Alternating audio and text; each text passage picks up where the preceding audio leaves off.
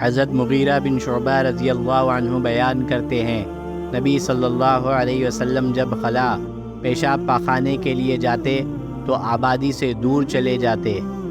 حضرت جابر بن عبداللہ رضی اللہ عنہما بیان کرتے ہیں، نبی صلی اللہ علیہ وسلم کو جب پیشاب پاخانے کی حاجت ہوتی تو آبادی سے دور چلے جاتے، حتیٰ کہ آپ کو کوئی نہ دیکھ سکتا۔ ابو طیاح کہتے ہیں کہ مجھے ایک شیخ نے بتایا کہ حضرت عبداللہ بن عباس رضی اللہ عنہما جب بصرہ میں بحیثیت گورنر تشریف لائے تو لوگ انہیں حضرت ابو موسیٰ اشعری رضی اللہ عنہ سے سنی ہوئی احادیث بیان کرتے تھے، تو اس زمن میں حضرت عبداللہ بن عباس رضی اللہ عنہما نے حضرت ابو موسیٰ رضی اللہ عنہ کے نام ایک خط لکھا جس میں ان سے کچھ مسائل دریافت کیے۔ چنانچہ حضرت ابو موسیٰ رضی اللہ عنہ نے انہیں جواب میں لکھا، میں ایک دن رسول اللہ صلی اللہ علیہ وسلم کی معیت میں تھا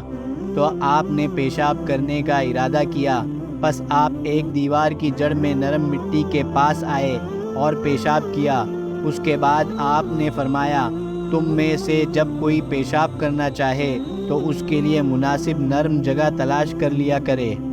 حضرت انس بن مالک رضی اللہ عنہ روایت کرتے ہیں کہ رسول اللہ صلی اللہ علیہ وسلم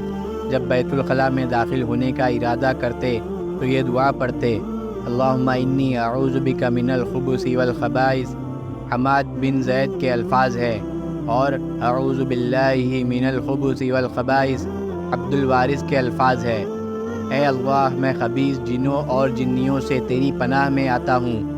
امام ابو داؤد رحمہ اللہ کہتے ہیں کہ شعبہ بن عبد العزیز سے اللہم انی اعوذ بک من الخبث والخبائث کے الفاظ منقول ہیں، جبکہ انہوں نے ایک بار اعوذ باللہ من الخبث والخبائث کے الفاظ بھی بیان کیے۔ امام ابو داؤد کہتے ہیں، وہیب سے فلیتعوذ باللہ، اسے اللہ کی پناہ لینی چاہیے کہ الفاظ منقول ہیں۔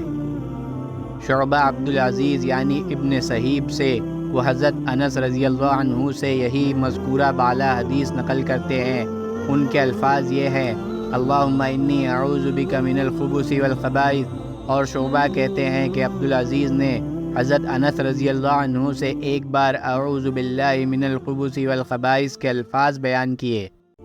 حضرت زید بن ارقم رضی اللہ عنہ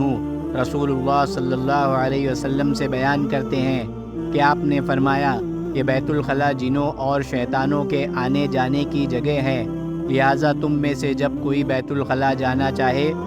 تو یہ کلمات کہہ لیا کرے، اعوذ باللہ من الخبث والخبائث، میں خبیث جنوں اور جنیوں کے شر سے اللہ کی پناہ میں آتا ہوں۔